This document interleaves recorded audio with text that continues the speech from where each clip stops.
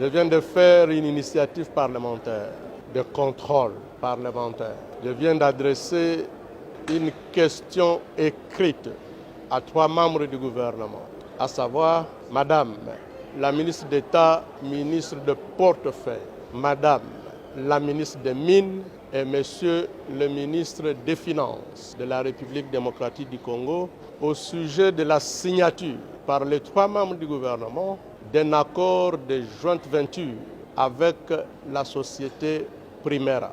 La société Primera est une société de droit des Émirats arabes unis. Au terme de cet accord, il est indiqué que la société Primera et la République démocratique du Congo créent ensemble des sociétés Primera RDC. 2 sociétés Primera RDC.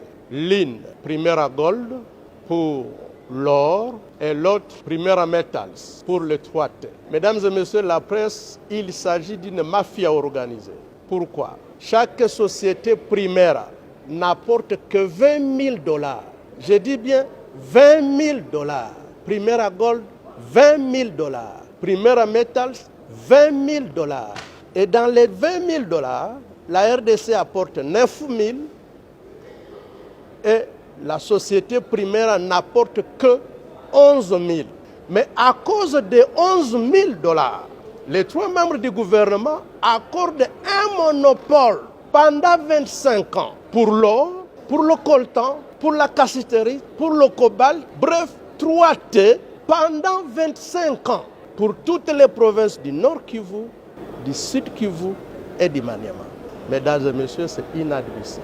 Maintenant, en termes d'obligation, la République démocratique du Congo s'engage à engager la société Sakima, qui est propriétaire de tous ces gisements, à signer un accord avec la société Primera pour 25 ans, en sorte que, à raison de seulement 11 000 $, Primera soit la seule société à pouvoir commercialiser l'or congolais, soit la seule société à pouvoir commercialiser le coltan, le cobalt, la cassiterite pendant 25 ans.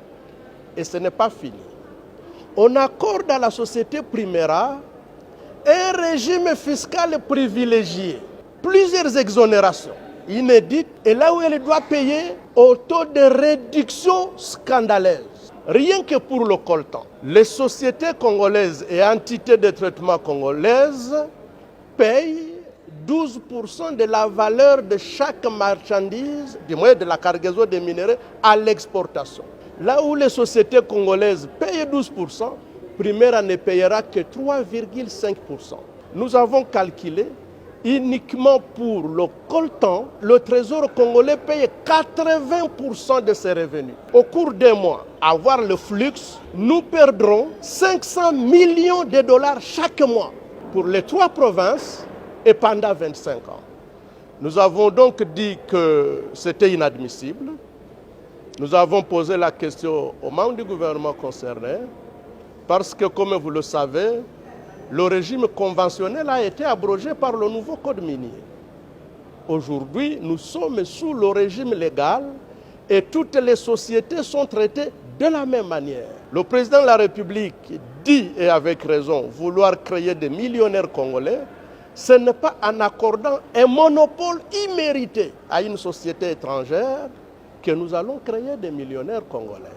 Ce n'est pas en accordant des exonérations illégales à un étranger que nous créons des millionnaires congolais. Et enfin, ce qui paraît scandaleux, en ce qui concerne le règlement du contentieux, les 3 membres du gouvernement ont renoncé au privilège de la souveraineté de la République démocratique du Congo. Je n'invente pas, le contrat est là gelé. Vous allez même le publier.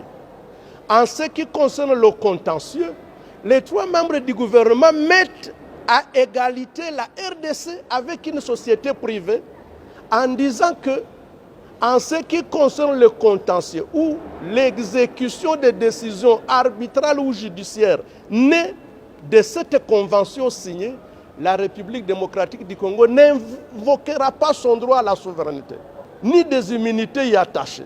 Ce qui revient à dire qu'en exécution d'un jugement produit par Primera, nous pouvons nous retrouver avec le palais du peuple saisi. les comptes du trésor public saisis. Le palais de la nation, des immeubles, les symboles de souveraineté ne sont pas protégés. Disons que ce n'est pas normal. Ensuite, comme vous le savez, la société Sakima, à laquelle les 3 membres du gouvernement enjoignent de signer des contrats de joint venture avec la société Primera, cette société a déjà signé des contrats de même nature avec des sociétés de droit congolais, lesquelles sociétés ne sont pas disposées à renoncer à leurs droits. Ils viennent de faire des déclarations.